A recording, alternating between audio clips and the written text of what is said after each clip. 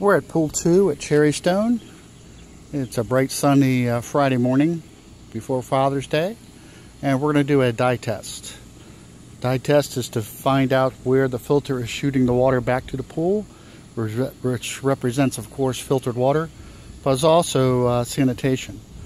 So what has changed on Pool 2 is that it is the only pool here at Cherrystone that actually has wall returns, and they didn't have the eyeballs, and we put the eyeballs in, and we're going to see what happens. So we're going to start here at the farthest skimmer from the filter room, and we're going to put in some fluorescein dye, and I'm going to put in a good amount, and it's being pulled into the system. If this was Northern Virginia, Maryland, this is what the health department would do. They would go to the furthest skimmer just to make sure it was pulling, put the dye in, and then wait for the results. They screwed that cap on, and I'm going to do this in real time so we can see how long it takes to go through the system. I think we can put that lid back on as well, nice and secure. All right, and let's take a look. It's going to show up at the end closest to the filter first, so we'll take a walk down there. Now the fluorescein dye does dissipate rather quickly when the chlorine's high, and I believe we've got probably like a 3 or a 5 here, so it's not going to last too long. When I did this yesterday or last evening, it came out this return first. We're seeing and hearing the bubbles. That's from the ozone UV system, and that is ozone bubbles surfacing. The salt system also produces bubbles. So if you want the bubbles to stop, you got to turn off your primary and your secondary sanitation.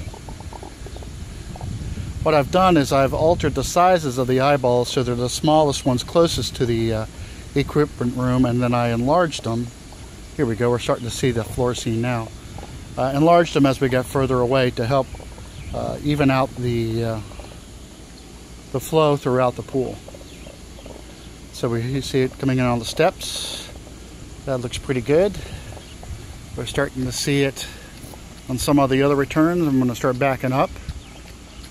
And what I've noticed last night, and what I'm seeing again, of course, this morning, is that the returns are working. They are doing a directional, which I've asked them to do. I've pointed them to one side and downward a little bit to help try to get to the bottom of the pool. So we'll walk back and forth here a little bit. But right now, I'm looking behind me and I'm seeing the fluorescein and all the returns. I'm trying to avoid the sun for you as it's coming up right now. But this is the furthest one away from the pump. And as you can see, it's coming out at a pretty good clip.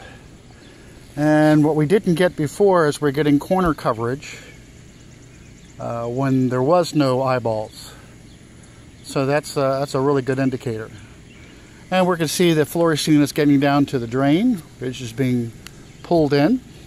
Another good sign. 2 drains. I'm not sure what the other one is, but it actually looks like it gets hooked to the other 2 as well. So we've got pretty good coverage on the drains. Now I do see a dead spot in this corner, and what we might want to do is take this one eyeball here and turn it more to this direction to cover this corner. But I'll lift it up and see if we can get a good eyeball of the pool.